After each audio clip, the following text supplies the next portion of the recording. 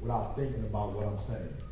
Like, don't react. I want you to think. So we're gonna spend about an hour together, and we're gonna open up for question and answer. I need you to think about what I'm saying before you respond to it. How many people in this room, you literally have a dream, and I don't know what that is. You know, people get confused. Sometimes when I use the word success, people are thinking I'm talking about money, and that's like low-hanging fruit. Money is low-hanging fruit. Like, if that's all you're trying to get, that's low-hanging fruit. Anybody can make money. You got folks selling dope. You got folks killing folk. Like, money is not hard to make, right? It's not difficult. So that's low-hanging fruit.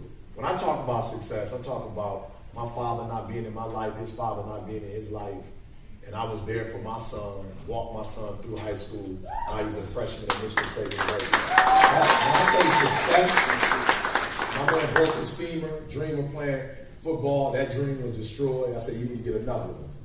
So the next one was, I want to be a sports agent. So he works for Coach Izzo. So I put my son in a situation as a freshman.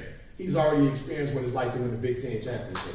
As a freshman, he's already traveled to the Elite 8 as a freshman. That's an experience you can't take from him. That's knowledge. So when he wants to be a sports agent, it's not on some, you want to be a sports agent. All right, let me tell you what I mean by that. He's 18 years old, finished his freshman year. We told my boy the other day, and I'm telling you y'all this is deep. A lot of y'all have dreams, and when you have a dream, you like that third grader that's like, I want to be a firefighter. Like, you still on that. For real, you still on that like firefighter stuff. When I grew up, I want to be a police officer. Like, remember when you was a kid, I want to be an actor. You just saying stuff out your mouth, but your day don't reflect it. Like, for real, I told my son, don't come at me with that foolishness. You're not like a firefighter in the third grade where you taking pictures and writing firemen down. You can barely write it. When I grew up, I want to be an actor. Like, you grown. What does that mean? What does that look like? Matter of fact, if you've grown, you probably shouldn't be talking about it. If you've grown, you probably shouldn't be saying it. Right? So when I use the word success, got married after my freshman year. This year, we've married 24 years. When I say success, I'm not talking about you can make money. People can't stay married for 24 years. Like, that's a whole. So when I talk about success, I'm not dealing with low-hanging fruit. I guarantee you, if you do what I'm telling you to do today, you're going to make money. That's not the issue, right? If you can get past the low level where everybody else is at, right? Called one of my homeboys yesterday. He wants me to come to Bermuda and do some stuff. It's a high school, so like ET1 got that kind of money. I said, look, bro, I'm bringing my wife. I need a certain hotel, like off the water. Like, you're not hearing what I'm saying. Like, I need to be able to walk on the beach. From the room. No, for real, I ain't playing. I've been married 24 years. I didn't say 10 years. I was stupid. When I started at 16 dating her, I started buying her Coach purses. So I started at the wrong spot. I started at the wrong spot. So you know she's not doing Coach no more, right? So I started at the wrong spot. So my man said to me, we don't have it in our budget. I said, look, you poured into me when I was a freshman in college. Gospel group called Dynamic Praise. It's their leader. I said, look, I ain't tripping on that. I'm doing this because you poured into me before I was ET, the hip hop preacher. But you're not hearing what I'm saying. I don't care how much money you got. I have to put her in a certain hotel. So whatever you have to do, like, I don't live there. So you make the call for me. You get the room for me. You get the discount. Like, if you live on the island, you should know somebody who can discount me. But understand, even if you can't discount me, I didn't say, you told me how much it costs. I'm not interested in how much it costs. I told you what I needed. I didn't ask you. It was $400 or $500. I don't care if it's $800 a night. You're not hearing what I'm saying. 24 years. I'm trying to. Y'all not hearing me. I've been married 24 years. I said, God, I'm like a coach trying to recruit a player. Every time we together, I'm trying to recruit her. Now, some of y'all better hear what I just told you, because your relationships is messed up because you like the average dumb coach that do all that stuff up front to recruit, and then when they get on campus, it's a whole different atmosphere. No, you got to hear what I'm saying. When you a sweet coach, you recruit every day. So every day when I'm with her, I'm trying to recruit her all over again. Why? So there's another dude that I made all this investment, he trying to recruit her too. You're not hearing what I'm saying. I ain't stupid. I'm gone a lot. And my man, he like, hey, I'm waiting for you to leave something. So I just make sure I recruit to the point that if you're going to take it from me, your game hat is going to be sweet. You're going to have to spend $1,000 a night. You're going to have to get on a jet. You're not hearing what I'm saying. So y'all got to do me a favor. When I ask you this question, you got to think about what I'm asking you. Think about what I'm asking you. How many of you in this room, there's a goal or dream you have that you have not accomplished yet, and before you die, you take your last breath, you seen that thing in your mind, you want to make that thing a reality? Raise your hand. All right, Phil, now the reason why I ask you that is because it don't even make sense for me to talk to you if you don't want that. Now, you got to understand, she said it took her 3 months. You got to understand why it took 3 months, because we don't do this for money.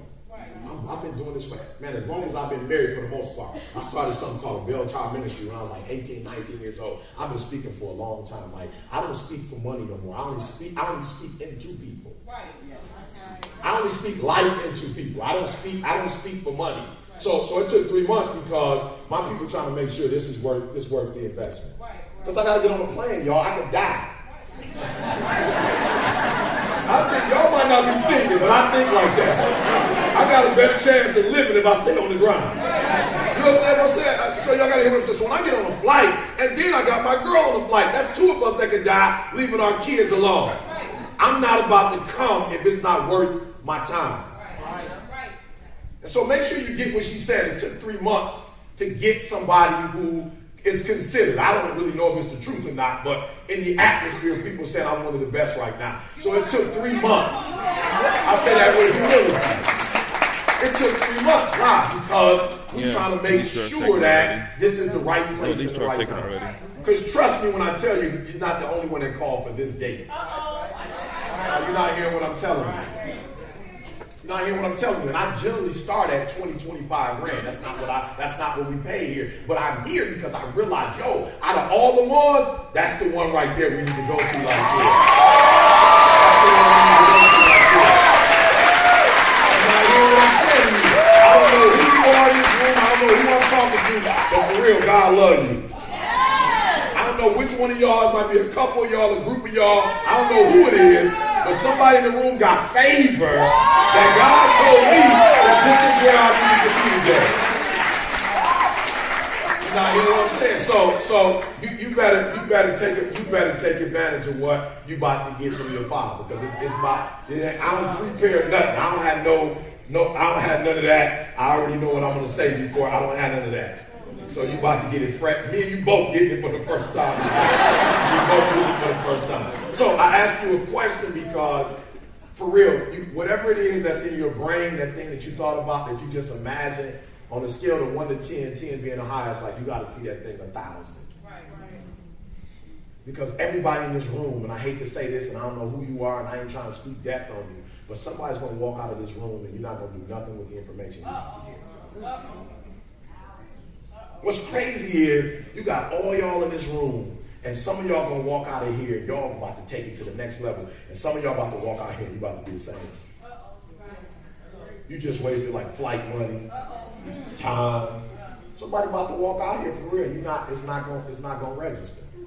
All right, so let me tell you what I mean by when I say it's not gonna register. This is crazy, right? So I don't know. I'm in San Diego. I don't know how long. Maybe let's just say a year ago. I'm in San Diego. And Bob Proctor's in the building. I know who Bob Proctor is. I'm secret. I know who my man is. We're in the same space together. Now that's big for me because when I'm in the same space as somebody, that means something to me. That means that I have matured enough, and God believes that I'm faithful enough to be responsible for this opportunity. So you got to understand, opportunities are happening every single day. It's just some of y'all, you on cruise control, you don't even see it. Like real, you blind. Opportunity. Look, I'm from 43rd. I'm from here. My mama got pregnant at 17, done by high school. I'm from here. This is where I was born and raised right here. This is where it all started for my mom and myself, right here in Chicago. A whole bunch of cats grew up on the south side that's not doing what I'm doing right now. I'm a high school dropout. I ain't really started talking to my father until I was 30 years old. Listen to me, I'm from here, and it's cats who came up just like I came up. I mean, we did it 75th, 79th candy store. Video games, Miss Pac-Man, Pac-Man. All the games, everything. We was kids with the Pittsburgh Pirate hat to the sides. We was kids right here. And it's cats who grew up in the same circumstances I grew up, who in jail, who in dead, they not doing this. Why? Because we all had opportunities they didn't see them. So I'm seeing Bob Proctor in the room, and I'm like, ooh. My man been in the game for 50 years.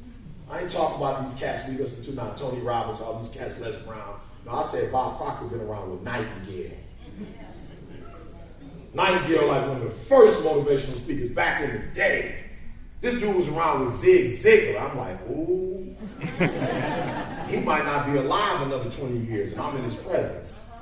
I'm like, I got this. So I'm speaking, he's sitting there. I kept the first joke. I look at him to see if he smiled.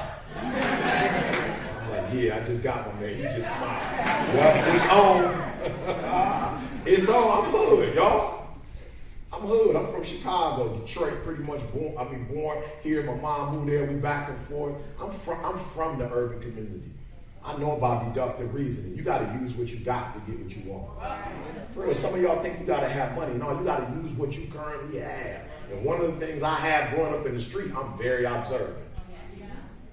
So he smiled. I'm like, yeah. We got it. Let's just throw out another one just in case. He might not have really laughed. So let's throw one more out. Let's see what happened. I threw the second one out. He smiled. I'm like, got him. So then I went serious, and he was like, yeah. So immediately afterwards, I pulled my man to the side and put the whole thing together and said, I need to meet with Bob Proctor. He went to Bob Proctor, said, when you free? Bob Proctor said, I can do breakfast with you. I'm like, bet. We sit down for breakfast. I'm so pumped up. Now, you probably just missed it. I've been all over the world, but I know that the greatest business person in the world is a person who's teachable. Right. Because I ain't ET the hip hop preacher with Bob Proctor. I'm Eric Thomas. I ain't walking in like I'm ET, Bob Proctor. What up? You the man, I'm the man. You the old dude, I'm the dude. I ain't coming in like that. I'm mad humble. Mr. Proctor. I'm acting like I ain't never spoke a day in my life. I ain't done no gigs.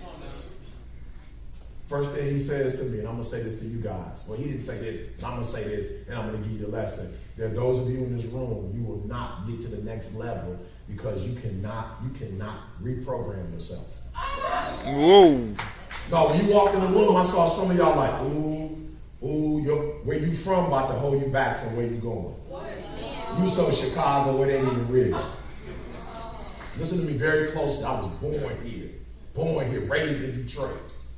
But one of the things I had to learn was some of the stuff I was taught. I gotta let it go. Because guess what? It worked for my mama. My mama grew up in the Industrial Revolution. It was smooth for her. She worked at Ford. She clocked in and clocked out. She was doing it big. She worked for headquarters. She worked her way up to headquarters. She's doing microfilm. She ain't even on the line, making good money. But we ain't in the Industrial Revolution no more. Right. My mom don't understand entrepreneurship. So some stuff my mom taught me, like getting up early in the morning and going somewhere to work and being diligent and clocking in and clocking out. I do all that stuff mom taught me, but the clocking in and clocking out. Right. No, for real, when I told my mom, read one of the blogs, when I left my job at Michigan State, which I didn't want to do in the first place, I only did it because my girl is a person who is real stable, and so I took the job to show her that I can be stable. But I was like a bird whose wings got cut off. And I was like, I can't do this forever, but I am going to do it for 7 years to prove to you I can do it. But 7 is the number of completion. And after 7, I'm not about to impress you no more. I'm about to go and impress my God and impress myself. But I'm going to give you 7, though, because I respect the relationship. And you sacrificed for me, so I'm going to sacrifice for you. My mom was pissed. You got kids, son. You got a 401k. You got benefits, son. Health insurance. You get a steady check. Look, my mom and my wife, they old school. Like my wife, I can bring home $100,000 and she I'm not impressed. I can bring home $5,000 from a job and she like, whoa.